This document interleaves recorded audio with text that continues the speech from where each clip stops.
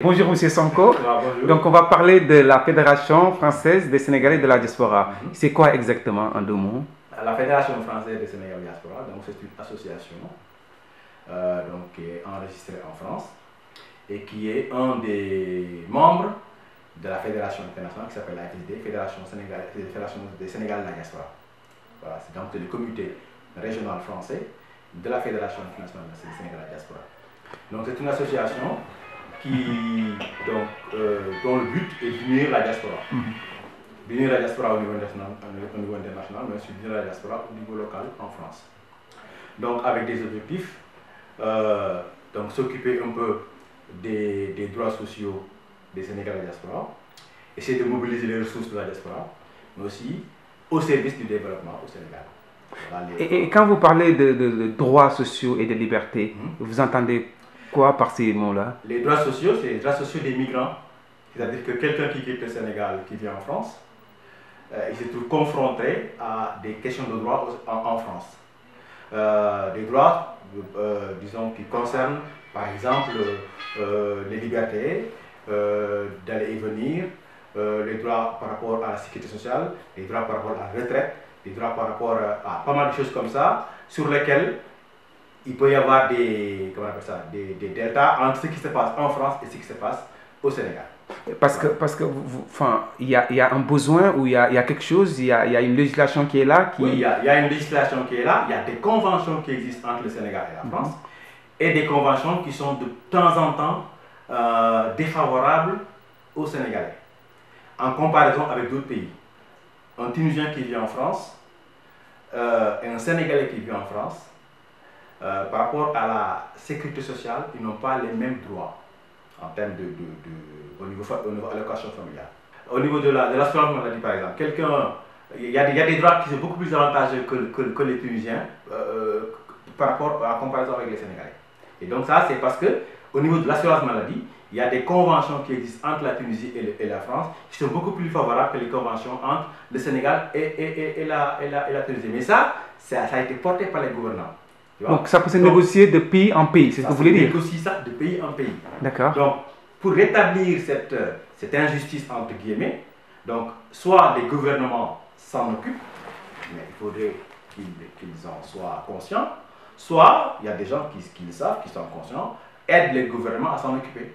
Donc le cadre justement dans lequel nous travaillons facilite justement cette prise de conscience des gouvernements pour que justement cette négociation puisse se remettre en route pour rétablir cette injustice vis-à-vis de nos migrants. Et ça fait combien de temps vous existez?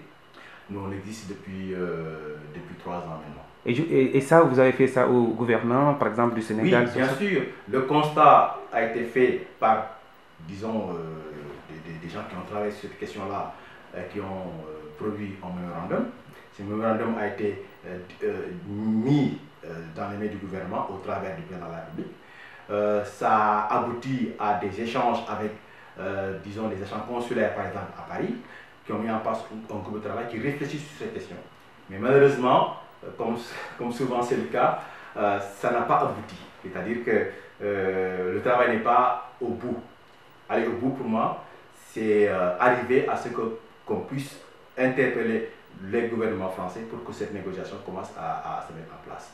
Et vous parlez aussi de développement, de co-développement, donc c'est quoi? C'est parce que aussi vous voulez jouer un rôle au Sénégal? Voilà, justement, en fait, c'est pas jouer un rôle en tant qu'association, parce qu'on ne va pas mettre en place une association supplémentaire en plus de ce qui existe. Parce qu'il y a beaucoup d'associations qui travaillent dans le cadre du développement, du co-développement au Sénégal. Mais cette action, ce sont des actions un peu disparates. Il y a beaucoup de choses qui se passent, mais nous, l'idée que l'on va faire, c'est de fédérer toutes ces actions-là au travers d'une association qui existe, d'une structure qui va être une espèce d'interface entre l'État et ces associations-là. Alors pourquoi on le dit? Parce que par exemple, tous les pays n'ont pas la même situation par rapport à cette question-là. Aux États-Unis, en France, au Canada, en Côte d'Ivoire, on n'a pas les mêmes rapports par rapport à cette question. Donc, pour pouvoir bénéficier des expériences des uns et des autres, il faudrait que ça soit fait dans un cadre beaucoup plus, disons, global. Donc, l'idée, c'est de fédérer ces actions-là pour s'échanger des expériences pour pouvoir avoir de quoi discuter avec les gouvernements pour avoir les meilleures solutions sur ces questions-là. Voilà l'idée de la fédération. Donc du coup, vous voulez substituer, parce que l'État vient de mettre quand même, enfin, je veux dire, un conseil supérieur pour les Sénégalais de la diaspora, il peut quand même jouer, je veux dire, ce rôle. Oui, oui, mais le conseil supérieur, on a eu des expériences quand même sur ce conseil supérieur. Il y en a eu du temps d'Abdoulaye Wade. C'est bien, d'ailleurs nous on revendique qui est ce conseil supérieur. Mais ce qu'on voudrait aussi, c'est que ce conseil supérieur soit constitué d'une manière, disons, en dehors des partis, c'est-à-dire que ce soit de manière partisane, que ce soit au service du Sénégal, mais aussi au service de la diaspora. Donc ça veut dire quoi? Ça veut dire que le conseil, il ne faut pas que ce soit des gens qui soient disons, choisis, élus, simplement parce qu'ils appartiennent à un parti, ne serait-ce que le parti qui est au pouvoir. Donc ce qu'on voudrait, c'est que dans chaque pays qui doit être représenté dans ce conseil, que ce soit disons les migrants eux-mêmes qui aient la possibilité de choisir leurs représentants. Mais parce que si on les choisit, que ce ne soit pas des gens, que ce soit des gens reconnus par, disons, voilà, les gens qui vivent dans les pays. Parce qu'ils sont reconnus finalement. La seule critique, c'est qu'ils soient politiques finalement que vous les reprochez. Mais sinon, ils sont de la diaspora. Non, mais le fait de... Oui, mais justement, ce cadre-là, ce n'est pas un cadre politique. C'est un cadre qui a des actions citoyennes. Mais je veux dire... Si on transforme ceci par un cadre politique, ben, il n'est pas au service de la diaspora, il est au service du parti qui les nomme. Nous, ce qu'on voudrait, c'est que ce soit un cadre au service de la diaspora. Donc, si c'est un cadre au service de la diaspora, sans prendre parti, il faut que les actions soient des actions apolitiques.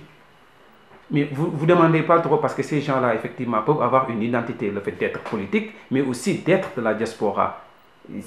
C'est une double identité qui peut être gérable. Ce qu'on reproche, ce n'est pas qu'ils soient de la diaspora. C'est qu'ils soient des gens, disons, choisis de par leur étiquette politique. Moi, je ne suis pas politique. Et pourtant,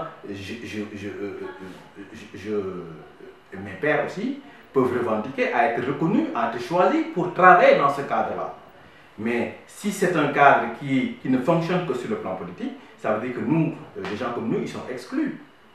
Et c'est pas ce qu'on voudrait, c'est que ce soit un cadre apolitique qui agit pour le développement du Sénégal et que ces éléments-là, qui les représentent, soient choisis justement par les migrants, pas par les gouvernements.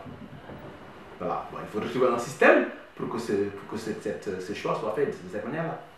Vous demandez, je veux dire, trop, peut-être que c'est un mot que vous demandez déjà le fait que ce conseil-là peut-être n'est pas représentatif, mais aussi vous demandez à être représenté dans les, on va dire, dans les assemblées électives, oui, comme l'Assemblée, comme le Conseil. Est-ce que vous ne demandez pas trop pour des gens qui ne sont pas au Sénégal? Non, on ne demande pas trop, c'est les politiques eux-mêmes qui le disent et qui le promettent. C'est Macky Sall qui dit qu'il va faire de la diaspora une 15e région. Une région doit avoir des élus. Ces élus doivent être disons, choisis parmi eux, par eux. Donc, si on dit qu'on va faire la diaspora une 15e région, il faut déjà changer la loi, il faut changer le code électoral pour que justement la diaspora puisse choisir ses députés, puisse choisir, bon, il n'y a plus Sénat, mais choisir les gens qui les représentent au niveau du Conseil économique. Voilà, donc c'est une revendication légitime, acceptée par disons, promis par les gens qui sont au pouvoir, et nous, ce qu'on se demande, c'est que ceci puisse être fait avec nous, avec les gens de la diaspora. À chaque fois qu'il y a une promesse, vous voulez que les gens-là tiennent ces promesses, peut-être qu'ils sont obligés quelque part, mais comme on dit en politique, les promesses n'engagent que... Est-ce que vous ne tombez pas dans ce jeu de... Mais non, mais le jeu politique, c'est ça. Hein. Moi, je pense que les gens qui viennent accéder au pouvoir, pour pouvoir y arriver, ils sont obligés de faire des promesses. Maintenant, après, il faudrait que celui qui a fait les promesses et qui accède au pouvoir, c'est à lui d'être à la hauteur de ce qu'il a promis. Est-ce qu'il a promis parce que c'est un jeu? Est-ce qu'il a promis parce qu'il pense que c'est mieux pour le pays? Ça, c'est pas notre ressort. Nous, ce qu'on voudrait, c'est qu'une fois que les gens viennent, qu'on discute, qu'on échange, qu'on met en place des mécanismes, que les promesses soient faites, que les gens soient élus et que une fois que les gens sont élus, ils disent, enfin, ils accèdent à ce qu'ils ont promis. Parce que s'ils ne le font pas, ben après, on passe à autre chose. On essaie de vivre tant bien que mal avec ça, mais ça, c'est pas... Et vous pensez que l'idée de 15e région, ça peut être appelé n'importe quoi, parce qu'il y a tellement, chaque politicien utilise je veux dire, son terme. Vous pensez que l'idée d'une 15e région, c'est possible ou c'est faisable? Et qu'est-ce qu'on met dedans d'ailleurs? Bien sûr. Bon, quand on dit 15e région, disons, c'est juste une appellation. Mais l'idée derrière, on le devine. L'idée, c'est que la diaspora puisse compter, puisse être représentée. Parce que la diaspora apporte beaucoup au Sénégal. Donc, pour qu'elle apporte beaucoup, il faut qu'elle puisse le faire aussi au niveau des institutions. Donc, c'est une espèce d'imagination de dire 15e région. Mais l'idée derrière, l'idée forte que l'on veut véhiculer, c'est que cette diaspora-là, il faut qu'elle soit représentée dans les institutions du Sénégal. Qu'on l'appelle 15e région, qu'on l'appelle diaspora, ça c'est de l'appellation. Mais l'idée, ce qu'on voudrait faire avancer, et qu'un jour ça puisse arriver, c'est que dans les institutions, que la diaspora soit bien représentée. Et que ça ne soit pas fait comme ça se fait aujourd'hui, que l'État désigne des gens pour être députés du Sénégal à l'extérieur. Il faudrait que la diaspora elle-même puisse choisir ses députés. Mais les mécanismes ne sont pas simples, mais il faut les trouver et on a des propositions à faire en ce sens. On reviendra sur les propositions, mais juste sur une question, parce que là, vous venez juste d'aborder, vous dites que la diaspora apporte beaucoup, on entend souvent ça. Oui. Mais ça veut dire quoi? Qu'est-ce que vous apportez réellement? C'est quoi qui nous donne les preuves que vous apportez? Les preuves, elles sont visibles tout de suite, parce que dans toutes les familles que tu vas au Sénégal, il y a au moins quelqu'un qui est de la diaspora qui apporte quelque chose au pays, à la famille. Donc, ne serait-ce que cet apport, disons, familial, ça compte beaucoup. Ça a été chiffré par les institutions internationales. La diaspora, on dit qu'il y a 9% du PIB qui est apporté par la diaspora. 9% quand même, 9%, ouais. Parce qu'on dit, en 2010, je pense que c'est 9%. Donc, et puis on peut trouver d'autres indicateurs pour montrer que la diaspora apporte au pays. Ne serait-ce que les projets que la diaspora a pour le pays. Ça, c'est aussi un apport. Donc l'économie du Sénégal, elle est beaucoup supportée par la diaspora. Donc on a des preuves palpables qui montrent que la diaspora contribue. Les institutions internationales, et puis c'est pas que le Sénégal. La diaspora dans le monde apporte beaucoup au pays d'origine. Donc le Sénégal n'échappe pas à ça. Et ça c'est chiffré.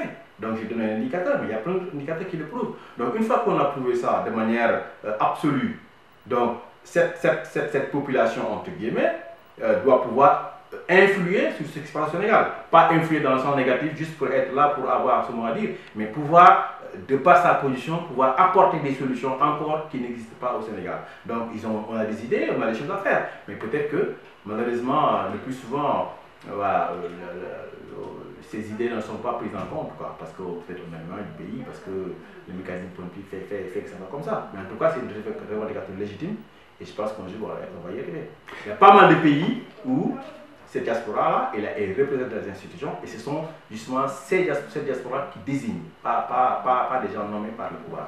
Et aujourd'hui, vous pensez pouvoir avoir les moyens, je veux dire, le pouvoir de pouvoir influencer ou pousser un homme politique à satisfaire vos besoins? Par quel moyen vous pouvez arriver à ça? Par la discussion, par la conviction qu'on peut avoir à avoir une idée, à aller jusqu'au bout. On sait que vous avez des revendications, vous avez même des propositions, vous parlez d'une représentativité, vous parlez des droits sociaux, bien argumentés, mais aujourd'hui, au niveau de la diaspora même, à part ces revendications qui ne sont pas là, qu'est-ce que vous faites pour peut-être, je veux dire, en attendant, adoucir, je ne sais pas quoi, les difficultés? Est-ce que vous faites quelque chose à part cette concertation? Oui, bon, ce n'est pas que nous. Moi, je pense que dans toutes les villes où tu vois, les associations jouent un rôle très important. Un rôle social, un rôle d'entraide, pas mal de choses comme ça. Donc, ça, c'est déjà acquis. Nous, ce qu'on voudrait faire, c'est pas refaire ce que les associations font déjà très bien. Voilà. Ce qu'on voudrait faire, c'est que toutes les expériences vécues par ces associations-là puissent être capitalisées dans une structure. Donc c'est l'idée de la fédération. Une fois que ceci est capitalisé, ça peut jouer un rôle, la fédération peut jouer un rôle d'interface entre justement les gouvernants et nous. Parce qu'elle ne peut pas le faire au travers de 20 ou 30 ou 50 ou 100 associations. Donc s'il existe une structure qui fédère ces actions-là, ça va être plus facile de discuter avec les pouvoirs publics, ça va être plus facile de faire des propositions et ça va être plus facile de négocier jusqu'à aboutir à une solution qui tient la route, aussi bien que pour le Sénégal que pour moi aussi. Et voilà. Justement, en parlant de fédération, est-ce qu'au niveau des projets de développement, est-ce qu'il y a aussi une idée de fédération, de pouvoir aller ensemble? Oui, oui, la fédération, quand je dis, je n'ai pas le temps sur le plan social, mais ça aussi c'est valable sur le plan économique, c'est valable sur le plan de l'aide humanitaire, sur le plan du développement, du co-développement et tout ça. Donc, encore une fois, les associations, je ne parle pas de la fédération, les associations le font très bien. Donc, on ne va pas venir se rajouter à ça parce que les associations le font très bien. L'idée de la fédération, c'est de jouer cette interface. Une association à Limoges qui fait très bien son travail, une association à Lyon, une association à Toulouse, à Marseille qui fait très bien son travail, vis-à-vis de ces problématiques, ne se connaissent pas, ne se réunissent pas, nous sommes dans une structure. Donc l'idée, c'est que tout ceci soit capitalisé dans une structure. Et une fois que ceci est fait, les expériences vont s'échanger les unes les autres, l'interface avec l'État du Sénégal va être plus facile et les solutions vont être plus facilement trouvées. Je ne parle que de la France. Une fois que ceci est fait en France, aux États-Unis ça va être pareil, au Canada ça va être pareil, en Côte d'Ivoire ça va être pareil. Donc l'idée de la fédération des là, c'est justement ça aussi. C'est que tout ceci soit mutualisé. Parce que ce que nous vivons dans la diaspora, c'est à peu près la même chose. Voilà. Sauf qu'il y a peut-être des nuances. Ce qui change, c'est le rapport à l'administration du pays d'accueil. Voilà. Donc l'administration du pays d'accueil, les lois ne sont pas les mêmes. Donc peut-être que les solutions ne vont pas être les mêmes.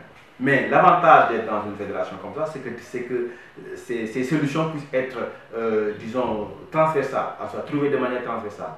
Et que les unes les autres puissent s'alimenter les unes les autres. Et une fois que ça est connu, ben, ça va être plus facile que toute cette connaissance soit mise à disposition de l'État du Sénégal pour que justement, dans le cadre, par exemple, de ces négociations-là de convention, que les arguments puissent être trouvés plus facilement. Une dernière question, vous parlez de représentativité. Vous-même qui êtes dans cette fédération, vous êtes qui? Vous représentez qui? Comment vous êtes arrivé à cette fédération? Abdou Sonko, vous êtes qui? Oui. Enfin, je veux dire, non, de manière générale, la fédération, est-ce que vous avez une légitimité finalement? Enfin, légitimité, ça dépend de ce qu'on appelle légitimité. On a une reconnaissance en tout cas administrative. Et M. Sonko, vous pensez que vraiment, peut-être c'est une question évidente, que la diaspora peut jouer un vrai rôle dans le développement du Sénégal qui est peut-être négligé par les hommes politiques? Non, la diaspora joue un vrai rôle, un grand rôle. Ah, il joue déjà un rôle. Bien sûr, d'accord, ok. Joue un rôle très important. Pour faire mieux peut-être, si on lui permet. Bien sûr, la diaspora doit faire mieux. Pour qu'elle fasse mieux, ça se passera par une vraie reconnaissance de notre administration. Une vraie prise en compte de leur volonté et de leur choix et de leur décision. Voilà. Disons, en dehors de toute considération politique. Hein, je veux dire. Donc, ça ne veut pas dire qu'on n'est pas politique. Hein. Ça veut dire qu'on n'est pas politique, on ne fait pas de la politique partisane, mais